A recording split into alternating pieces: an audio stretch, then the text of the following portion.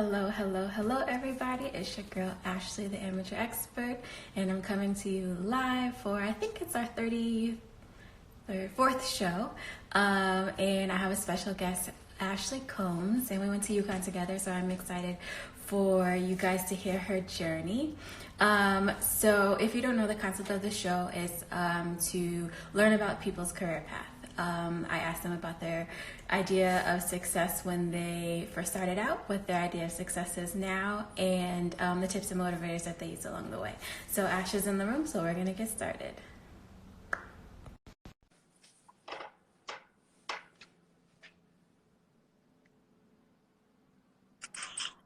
Hey, And there she is. Hey Ash, how are you? I'm good. How are you doing? I am good, thank you. So if you can, please introduce yourself and let the folks know who you are and what you do currently for work. Cool. So I'm Ashley Combs, originally from Connecticut. Ashley and I went to school together at the University of Connecticut, where I did both my undergrad and my grad work.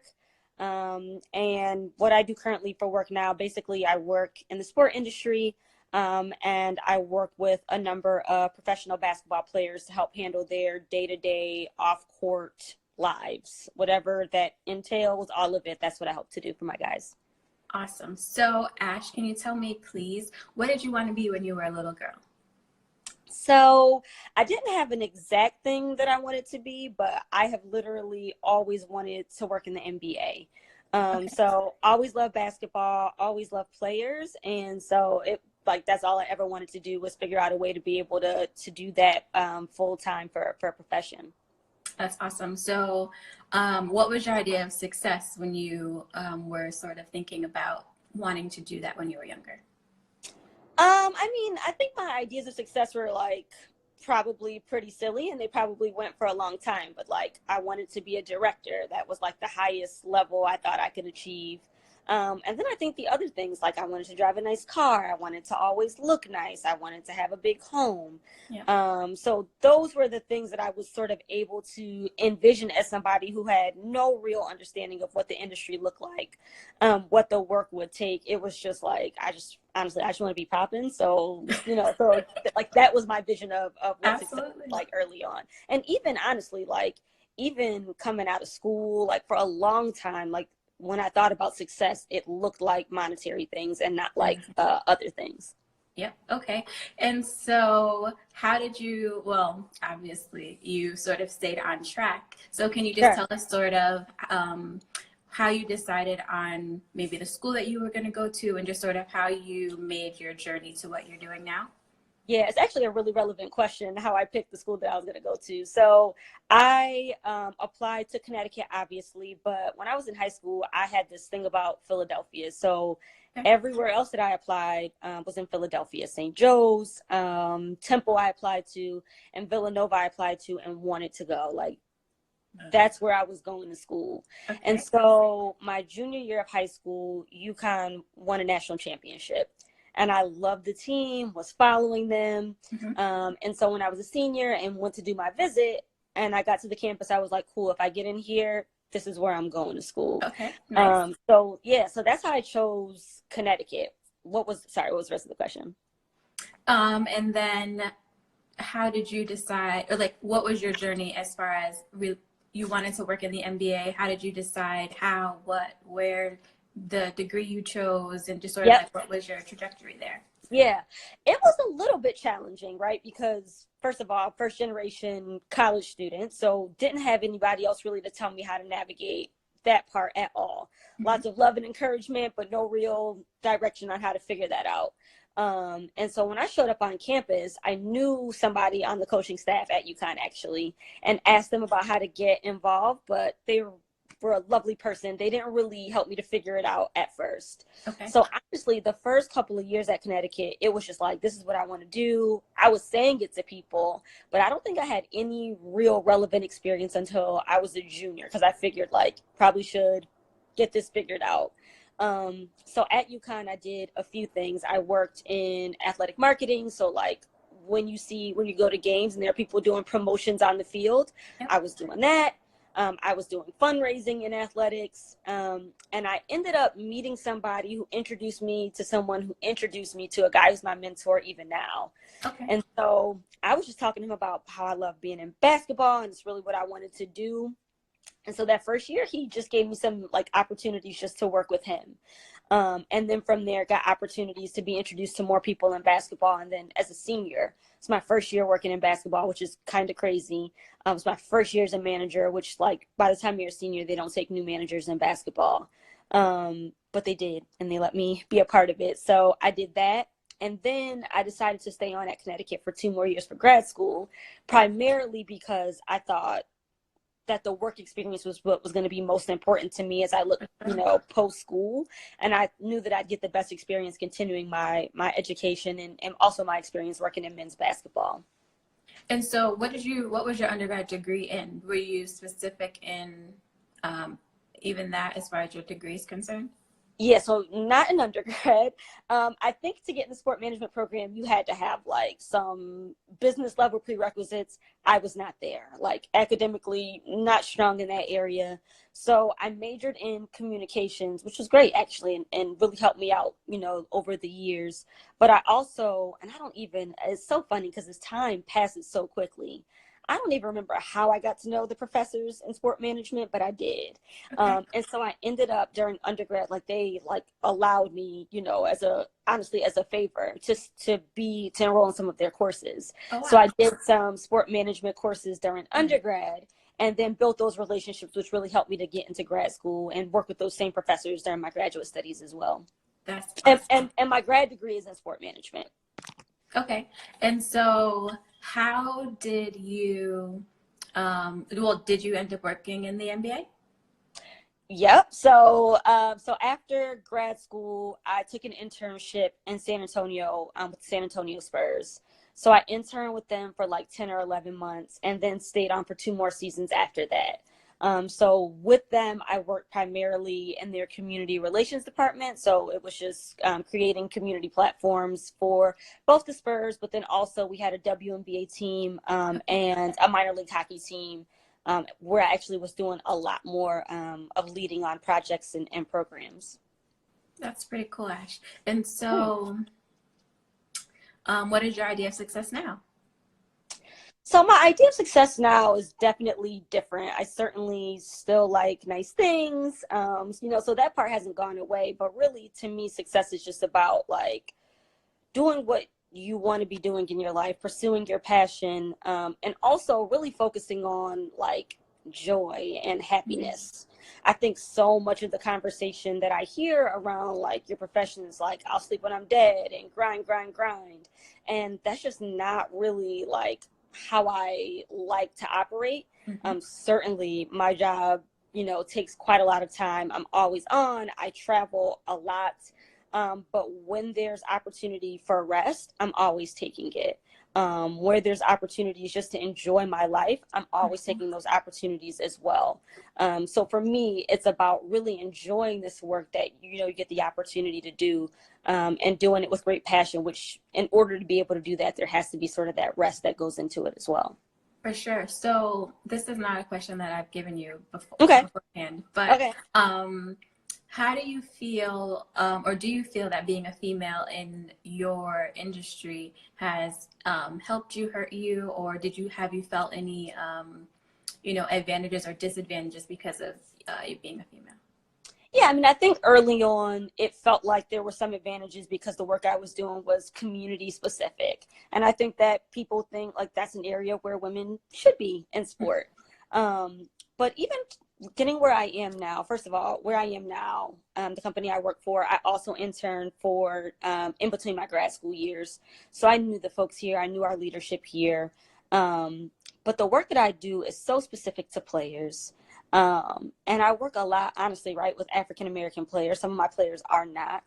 But I think it helps being a woman, quite frankly, with the work that I do, because I have a completely different perspective than my players. And so the hope is that, like, I'm adding something, I'm adding value to their lives from a perspective that they do not have. So I think that is, it's worked out well for me. Certainly I've heard stories of women who struggle. I've had friends who like encounter situations that I've been very fortunate not to encounter, in terms of just not feeling comfortable as a woman in any given space. But it has not been a negative for me, for sure. I'm happy to hear that. Yeah. So what is something that you are in the process of learning or that you learned later in your career that you wish you had learned sooner? A few things. The first is definitely like, um, being right isn't the most important thing. And that's a lesson that was really hard for me to understand because I'm very direct, and like things are very literal for me. So like if I'm right, I can't understand how like there can be conflict that comes from that. Right. And so early on in my career, I had a lot of conflict in the workplace just because I'm like, I don't understand like what the pushback is if Right. what I'm saying is the right thing. So learning how to navigate that, which is something that like I don't think anybody can teach you. You just have to learn how to navigate and handle yourself as a professional. I think the other things that like I've learned, and I would say even in the last year, right? Because coming into this year, as we get toward the end of another year, I was thinking about, this transformation. I wanted my life to look like transformed from what it had looked like before, professionally, personally. And I knew that was going to be sort of challenging, right? And so I've really been experiencing that this year. And it has been a year where I learned like what it really means to work and how important it is to work and how important it is to be disciplined and consistent and how really those are the things that like get you towards success, whatever that is going to look like for you. Like you got to come in every single day and put in the work every day. Like not, I had 3 good days and then, I'm chilling on Thursday and Friday, like every day consistently putting in the work. That's something that I feel like I've really learned and sort of submitted to in the last year.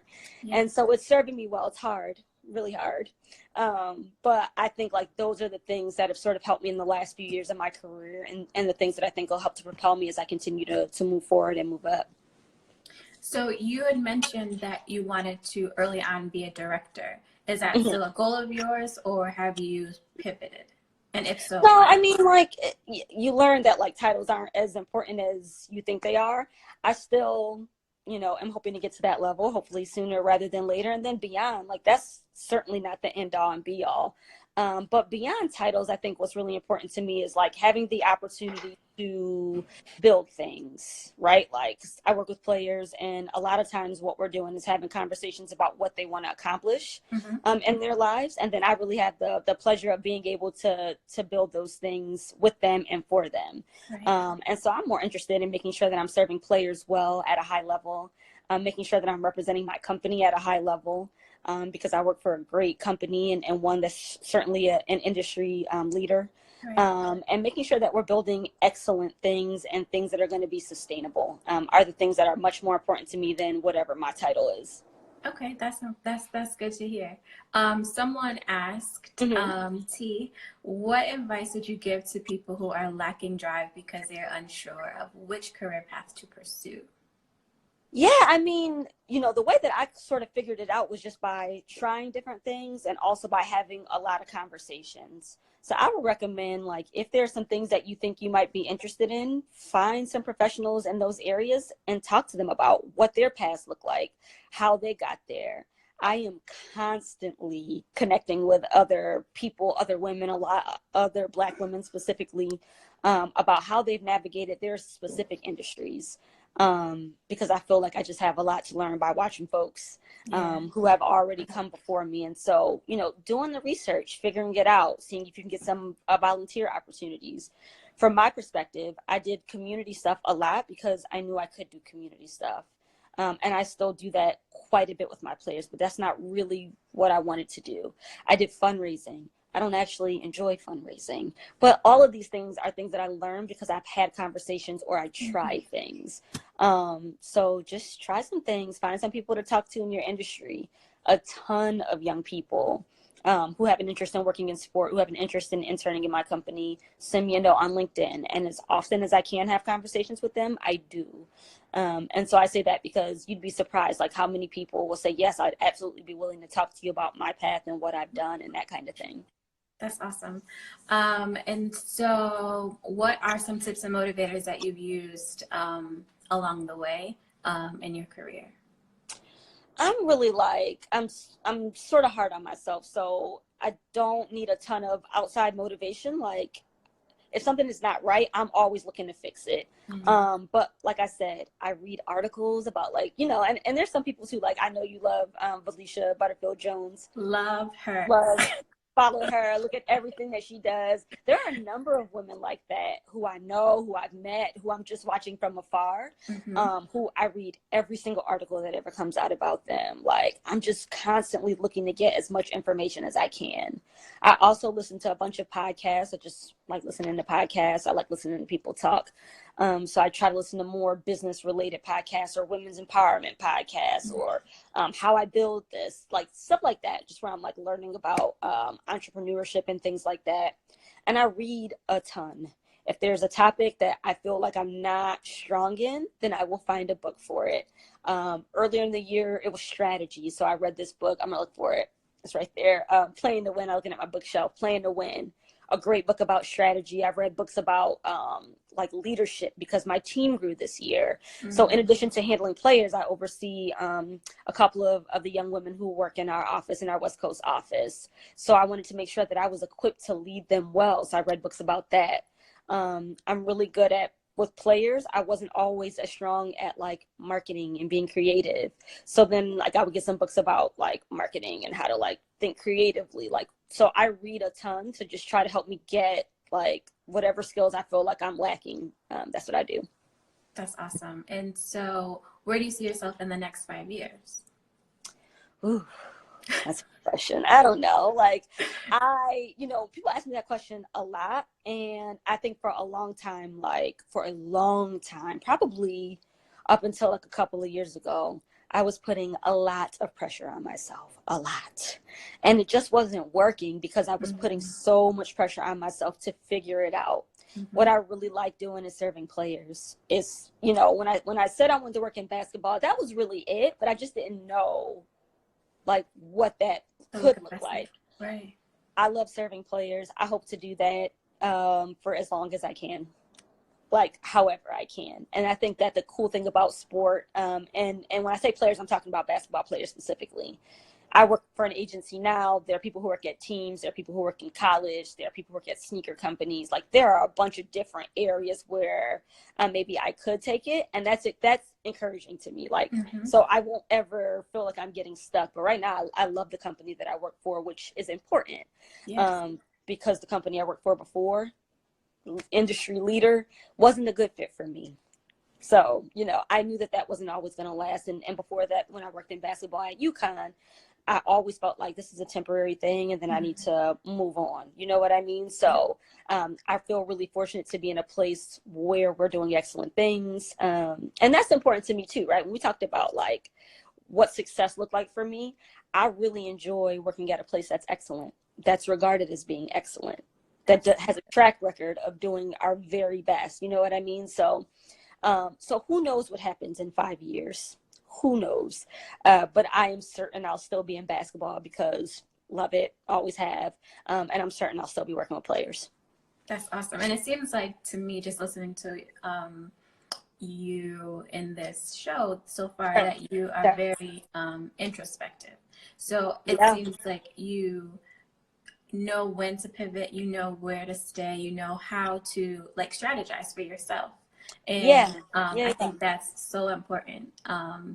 So I know we're gonna go ahead. Yeah, but like when we talk about work, right? Like when I talk about you have to do hard work, like it's not just the hard work that you need to do for your players or for your company.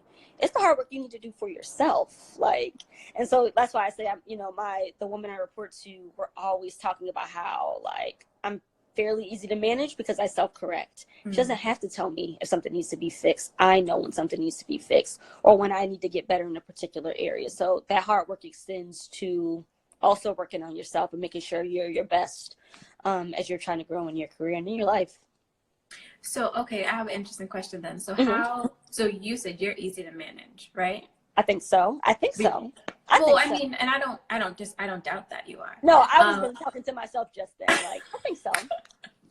so how have you maybe dealt with a situation where you worked with someone who wasn't as easy to manage or didn't know how to self-correct?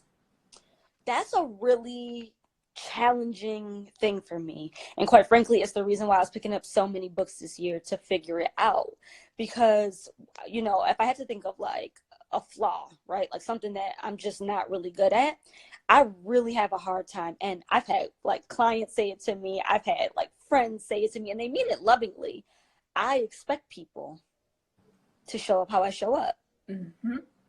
I expect it. Nobody ever has to tell me anything. I don't expect to have to tell you anything. Yep. So I had a hard time in terms of leading people early on because of that. But then I thought too, right? Because like now I think I'm fairly easy to manage, but I also told you how hard it was to manage me early on because I was always right. And I realized that, anybody I'm managing is younger than me, 8, 10 years younger than me. We are not in the same place. Mm-hmm. And the way I learned lessons was very hard, but if I'm able to impart some of those lessons that I learned to the people who I'm working with, right? Like, and I hate that like dynamic. They don't work for me. We work Yeah, together. absolutely.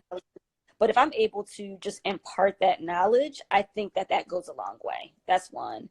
The other thing is, again, very direct. If something's not right, I'm going to say it's not right, but also making sure that I'm explaining to the people who I work with, like why I'm saying what I'm saying or why I'm asking for what I'm asking for. So it doesn't feel like she thinks she's this or yeah, I'm not Yeah. into that. Like I Yep. don't I don't love competition in that way. I want to work well with people. I want everybody who's working with me, the younger women who work with me, the interns who work in our office, I want them to succeed. I want them to Right. kill it in their lives. You know what I mean? So just making sure they understand like my motives and who I am.